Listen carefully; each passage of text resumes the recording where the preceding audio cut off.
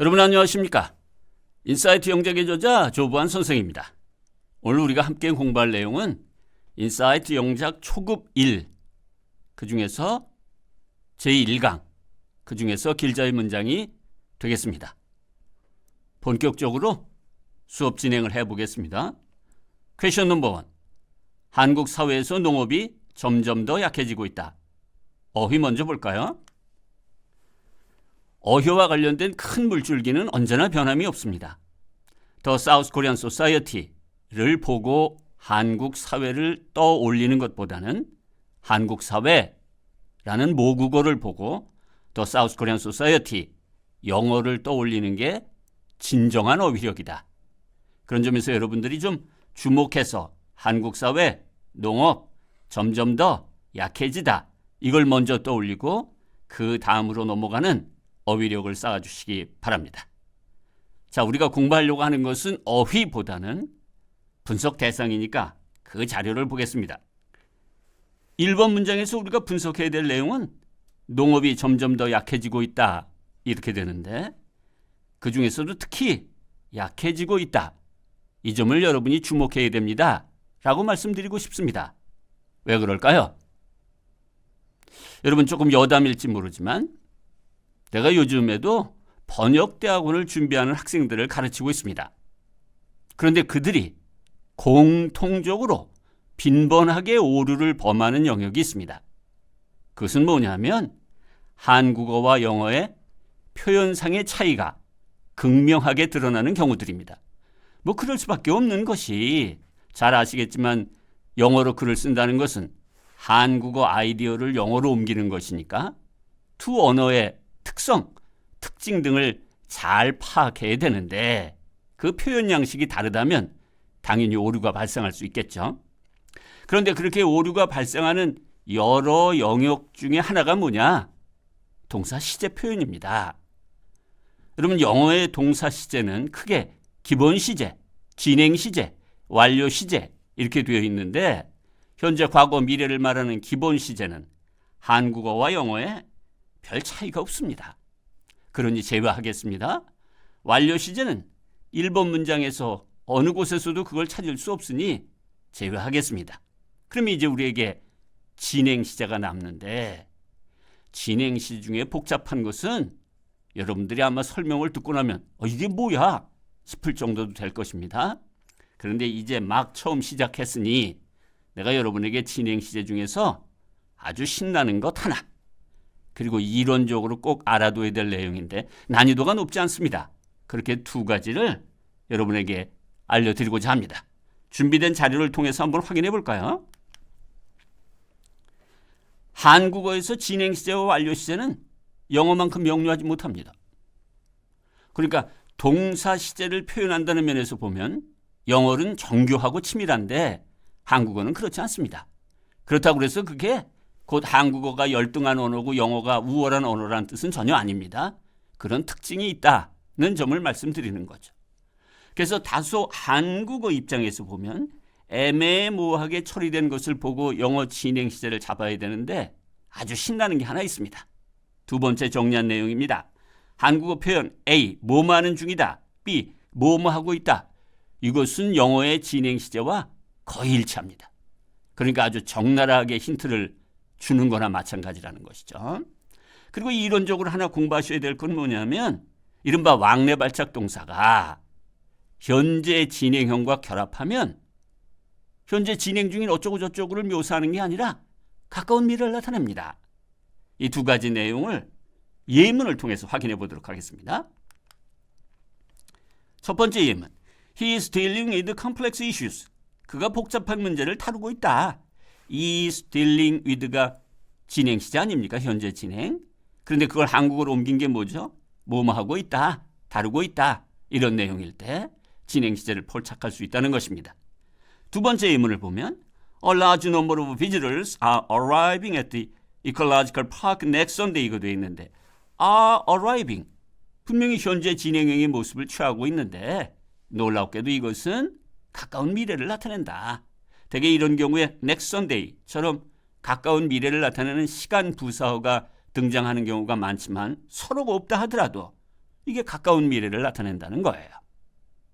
그래서 이런 점을 여러분이 유의하고 이해하고 있다면 이런 멋진 일본에 대한 영어 문장을 만들어낼 수 있을 것입니다.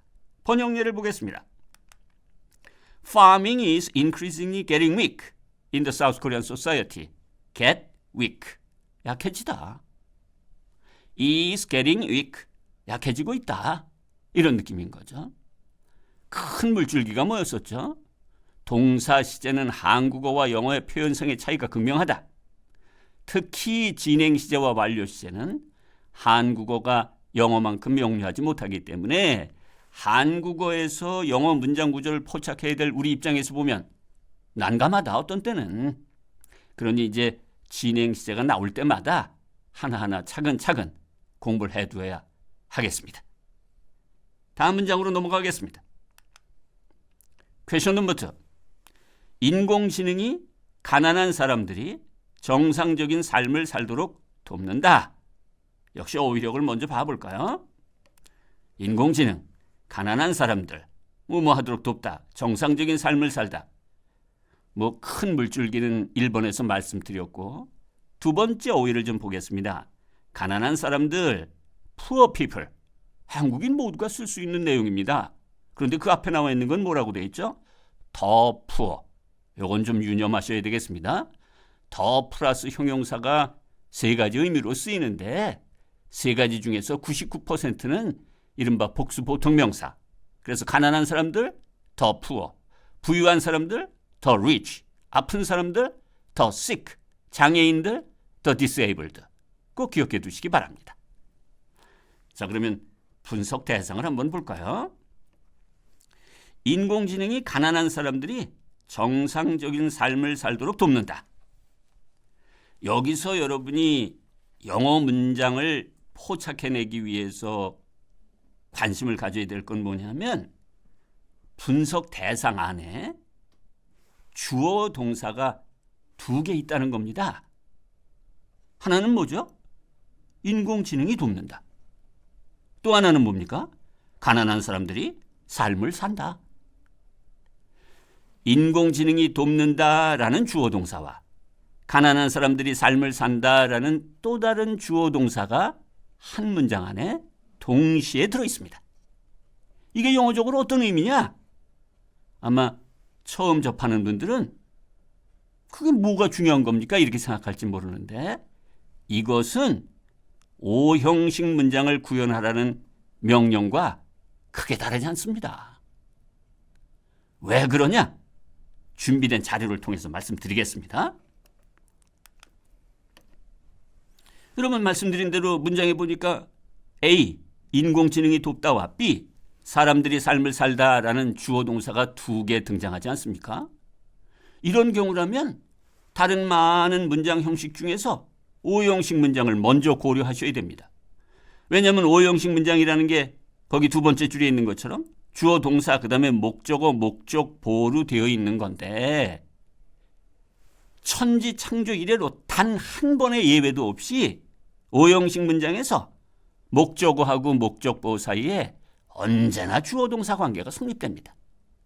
그러니 앞에 원래 있던 주어 동사 말고 목적어하고 목적보 사이에 언제나 주어 동사 관계가 성립되니까 5형식 문장에는 뭐가 2개 들어있는 거예요? 주어 동사 관계가 2개 들어있는 거잖아요. 여러분 문장 형식은 모두 5가지밖에 없는데 한국어를 왼쪽에 놓고 영어 문장을 오른쪽에 놓고 생각해 보면 5형식이 한국어와 영어의 차이가 가장 큰 문장 형식입니다. 그러니까 한국어 문장을 보고 그 안에 주어 동사 관계가 2개 있을 때 언제나 5형식이다. 100% 5형식이다. 이렇게 말할 수는 없지만 5형식 문장을 구현하려고 먼저 점검해 본다면 그 사람은 당연히 현명한 사람입니다. 그런데 그 주어 동사 관계가 2개 있기 때문에 지금 선생님 말씀하신 대로 5형식 문장을 구현하려고 마음먹었다. 라지만 그게 무슨 막연한 힌트지 구체적인 해답은 아니지 않습니까? 예, 그렇게 좀 갑갑함을 느낄 수도 있겠습니다. 이제부터는 시원한 해법을 제시해 드리겠습니다. 그런데 놀라웠게도 이런 오형식 문장의 상당수는 구조가 이런 거예요. 동사, 목적어, 투부정사. 자료를 통해서 한번 봐볼까요? 오형식 문장의 대다수가 동사, 목적어, 투부정사 구조입니다. 그리고 우리 중학교 때도 공부했죠? 목적어에게 투부정사라고 명령한다. 오더 목적어, 투부정사. 목적어가 투부정사라고 조언한다. 어드바이스 목적어, 투부정사. 목적어에게 투부정사라고 설득한다. 퍼스웨이드 목적어, 투부정사. 이런 구조인 거잖아요. 그러니까 출발점부터 한 번만 다시 내려가 보면 오형식 문장 구조는 한국어와 호흡이 아주 다르기 때문에 얼른 한국어 아이디어에서 오형식 문장 구조를 찾아내기가 쉽지 않다. 그런데 주어 동사 관계가 두 개 있다는 것은 결정적인 힌트가 된다. 오형식을. 더 신나는 건 그런 오형식의 대부분의 문장이 동사, 목적어, 투부정사 구조로 되어 있다는 것입니다.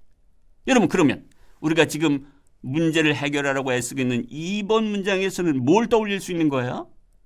목적어가 투부정사도록 돕는다. help, 목적어, 투부정사. 어떻습니까? 야, 이쪽 저쪽에서 와글와글하는 소리가 들립니다. 왜냐하면 이미 영어 실력이 단단한 사람들이 아니 그게 무슨 말씀입니까? help 다음에 목적어 다음에 동사 원형 오는 건 아닙니까? 이렇게 주장하실 수 있는데 그건 아주 날카로운 지적입니다. 그런데 help라는 동사는 영국에서는 help 목적어 투부정사 구조로, 미국 영어에서는 help 목적어 동사 원형 구조로 문장을 구현합니다. 더 충격적인 것도 있습니다. 자료를 통해서 보여드리겠습니다. 자, 이렇게 대부분의 오형식 문장 구조가 동사 다음에 목적어 다음에 투부정사 구조인데 help도 거기에 숟가락 하나를 얹을 수 있어요. help 목적어 투부정사. 그런데 그건 영국식 영어고 우리 한국에서는 미국식 영어를 스탠다드로 삼지 않습니까? 그러니까 help, 목적어, 동사 원형이라는 완벽한 오형식 문장을 구현하는데 이런 것도 있습니다. 마지막에 보니까 뭐라고 되어 있죠? 동사 help의 또 다른 어법, help, 목적어, with 명사도 같이 공부를 해주셔야 됩니다. 예문을 통해서 그런 의미를 한번 살펴보도록 하겠습니다. 첫 번째 예문은 거기 번역예까지 제가 다 정리해 드렸으니까 따로 설명하지 않겠습니다. 그런데 두 번째 문장을 보면 A kind college student, 친절한 대학생이 helps them with homework. help 다음에 목적어 다음에 with 다음에 명사가 나왔잖아요. 근데 이게 오형식처럼 번역하는 게 아주 자연스러운 번역입니다. 그래서 뭐라고 번역한다는 거예요? 그들이 숙제하는 걸 돕는다. 이렇게 번역한다는 거예요. 출발점이 뭐였었죠? 오형식 문장 구조가 한국어와 호흡이 다르다. 그래서 그걸 좀 따져봐야 되는데 놀랍게도 대다수의 오형식 문장이 동사, 목적어, 투부정사 구조다.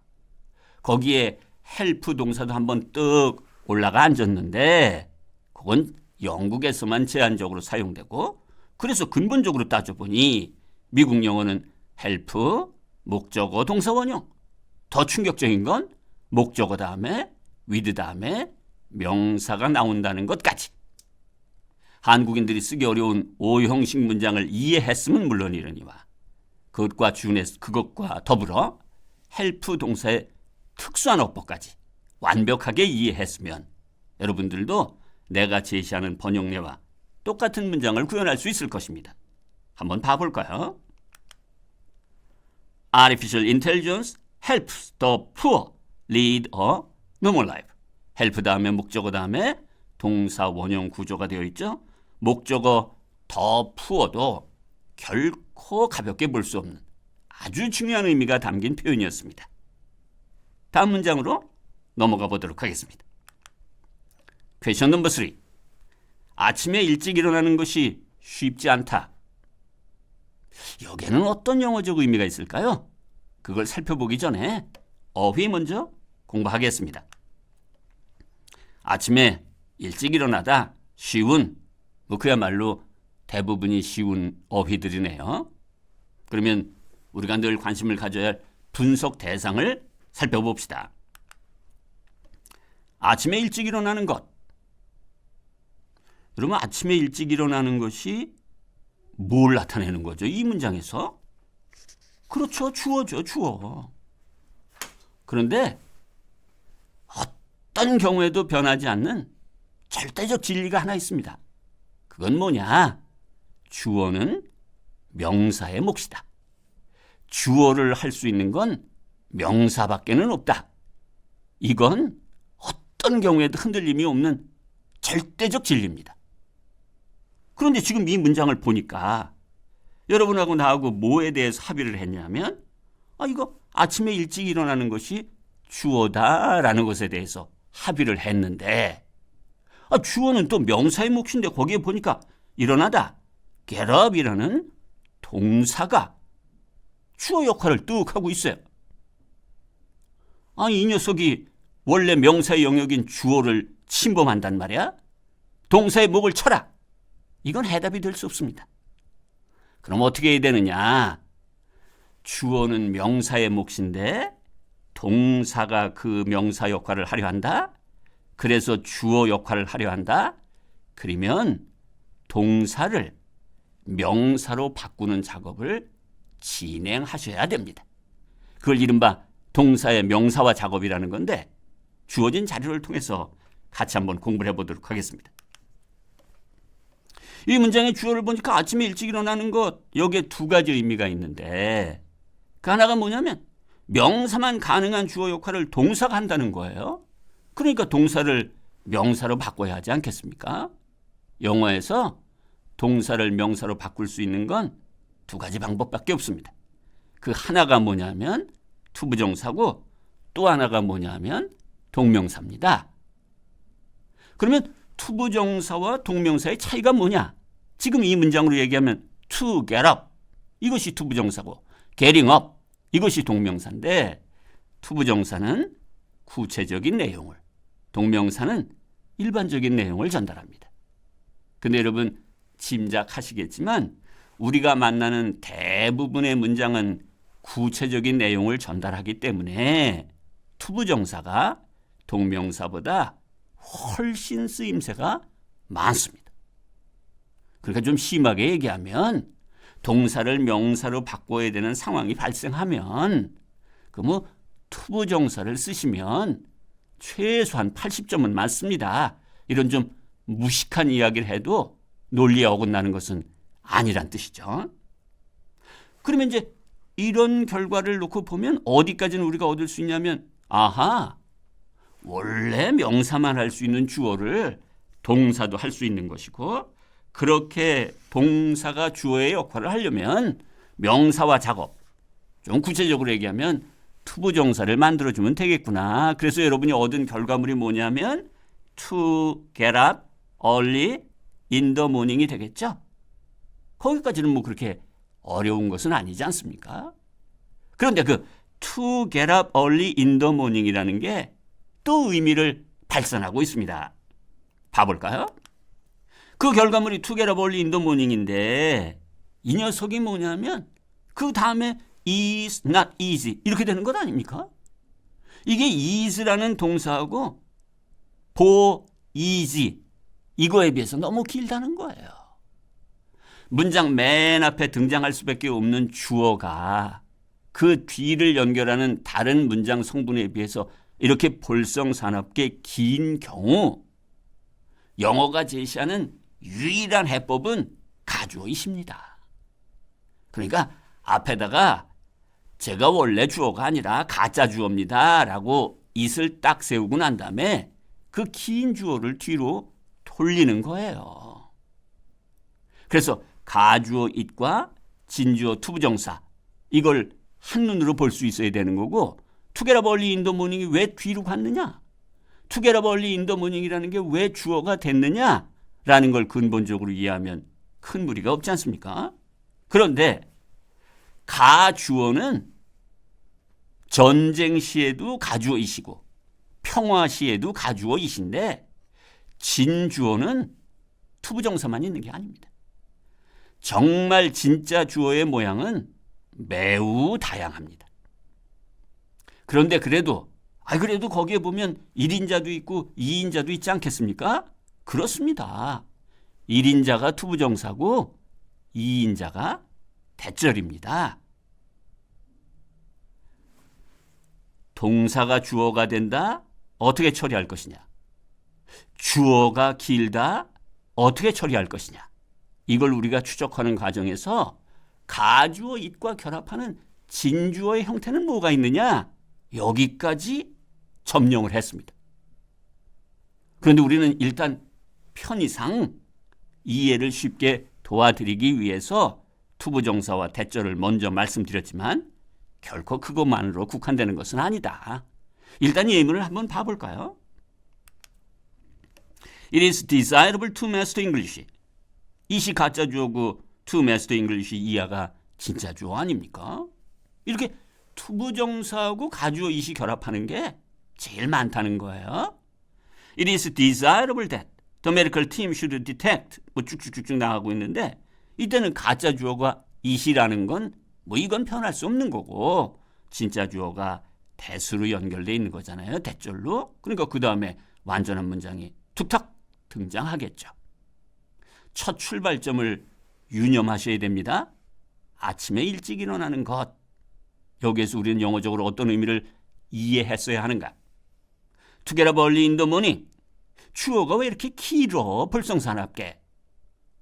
짜증을 낼 것이 아니라 세련되게 처리해야 된다. 거기서 등장한 것이 가주어 it이었다. 가주어 it과 결합하는 진주어는 어떤 형태일까? 아주 다양한데 1인자와 2인자만을 먼저 공부했었습니다. 자, 이런 점을 여러분이 충분히 이해하고 있다면 이런 멋들어진 문장을 번역례로 쓸 수 있지 않겠습니까? 번역례 보겠습니다. It is not easy to get up early in the morning. 아이, 멋집니다. 자, 이제 좀 마음의 휘파람을 불면서 네 번째 문장으로 넘어가 보도록 하겠습니다. Question number 4. 그는 지난 5년 동안 부모를 돌보는데 많은 시간을 썼다. 여러분, 나와 여러분이 공부를 같이 한 것이 얼마 되지 않았지만 우리는 이미 동사 어법의 중요성을 크게 깨달았습니다. 뭐도 공부했었죠? 오더 목적어 투부정사, false 목적어 투부정사, advise 목적어 투부정사, persuade 목적어 투부정사, 그리고 help에 대한 어법은 탈탈 털어 다 공부했습니다. 지금 여기 나와 있는 것도 시간을 썼다 그럴 때 이 쓰다라는 동사에 유념하셔야 되겠습니다. 일단 어휘를 먼저 공부하겠습니다. 지난 5년 동안 많은 시간 부모 누구누구를 돌보다 A를 뭐뭐에 쓰다 이렇게 되어 있는 건데 분석 대상이 뭐냐? 뭐 당연히 시간을 쓰다 쪽에 초점이 맞춰지지 않겠습니까? 그는 지난 5년 동안 부모를 돌보는데 많은 시간을 썼다. 아까 말씀드렸던 것처럼 그냥 쓰다라는 동사 spend를 알고 있으면 어휘력이 단단하다 이런 긍정적인 평가를 받을 수 있을지는 모르지만 문장 구조가 눈에 보이지는 않을 것입니다. 그런데 조금 전에 말씀드렸던 것처럼 help 동사의 어법을 쫙 깨고 있으면 문장이 보이는 것처럼 spend라는 동사도 그 어법을 통으로 기억하고 있으면 문장 구조가 훤히 보입니다. 그래서 그 어법이 뭐냐? 한번 살펴볼까요? 이 문장의 표현 부모를 돌보는데 많은 시간을 썼다는 동사 spend 어법을 유혹한다는 것이에요. spend 동사 어법은 A라는 것이 쓰는 대상이라고 하면 그 뒤에 동사가 나오는 경우와 명사가 나오는 경우로 갈라집니다. 그래서 거기 두 번째 줄에 있는 것처럼 spend A 동사일 때는 이 동사에 ing를 붙여서 ing 하는데 A를 쓰다. 명사가 나올 때는 spend A on 명사를 써서 명사에 A를 쓰다. 이렇게 되는 거예요. 여러분, 조금 둔탁하게 공부하신 분은 A를 쓰다. spend A. 거기서 막을 내립니다. 그런데 아주 치밀하게 영어를 공부하는 사람은 A를 쓰다. 그러면 spend A, ing, 동사. spend A, on 명사. 이렇게 된다는 거고 낭비하다 라는 뜻을 지니고 있는 동사 waste도 똑같은 어법으로 작동합니다. 자, 이미 우리는 핵심적인 것만 얘기해봐도 help, spend, 이런 동사의 어법을 통으로 기억하는 것이 한국어를 영어 문장으로 만드는 과정에서 얼마나 소중한 자원인가, 얼마나 효과적인 수단인가를 뼈저리게 느끼고 있습니다. 여러분이 이 내용을 미리부터 알고 있었다면 그럼 이렇게 멋들어진 문장을 쓸 수도 있었을 것입니다. 그런데 그거 하기 전에 또 하나 봐야 될 게 있어요. 그게 뭐냐면 지난 5년 동안입니다. 여러분, 지난 5년 동안이라는 건 뒤집어 얘기하면 뭐죠? 5년 전부터 지금까지라는 뜻 아니겠습니까? 이것은 시제가 뭐예요? 과거의 어느 시점에서부터 현재까지 기간으로 연결되고 있잖아요. 이게 바로 현재 완료를 쓰라는 것 아닙니까? 현재 완료는 과거에서 현재까지 경험, 결과, 완료 계속을 나타내고 있는 것이니까 지난 5년 동안은 여러분에게 반드시 동사 시제를 완료 시제로 쓰세요 라고 하늘에서 내리는 명령과 다를 바가 없는 것이죠. 그런데 이것은 난이도가 그렇게 높은 것은 아니기 때문에 마치 우리가 진행 시제를 공부할 때 뭐뭐 하는 중이다, 뭐뭐 하고 있다, 그러면 동사 시제를 진행형으로 바꿔주는 게 현명한 판단이다 했던 것처럼 지난 5년 동안 이름은 현재 완료 쓰는 건 당연하겠죠. 그런데 이런 완료 시제와 진행 시제는 이렇게 단순한 것만 나오는 것이 아닙니다. 복잡하게 나올 때도 있는데 머지않아 우리는 그런 과제들을 만나게 될 것입니다. 자, 그러면 이런 내용을 충분히 이해했다면 여러분들도 내가 여러분에게 제시한 번역례와 다를 바가 없는 것을 쓸 수 있을 텐데 먼저 예문을 통해서 그 내용을 다시 한번 확인해 보겠습니다. Why do you spend valuable time chatting with? 이거 되어 있는데 spend valuable time, 시간, 그리고 동사하고 연결되니까 chatting, ing 아닙니까? 다음 문장은 The government must not waste its budget on dangerous project. waste, 그 다음에 사용되는 게 예산, 그리고 뒤에 나오는 게 명사니까 on dangerous project. 우리의 궁극적인 종점, 번역례를 같이 보겠습니다. He has spent a lot of time taking care of his parents for the past 5 years. 왜 현재 완료가 들어온 것이죠? spend a lot of time 뒤에 왜 taking care of라는 ing 꼴이 들어온 것이죠? 원칙이죠. spend 동사의 어법을 통해서 여러분이 아무런 부담감 없이 일필휘지로 써내려갈 수 있는 그런 대상이 되는 거죠. 다음 문장으로 넘어가 보도록 하겠습니다. Question number 5. 그럼에도 불구하고 그는 무거운 물건을 들어 올릴 수 없다. 어휘 먼저 차분하게 공부해 보겠습니다.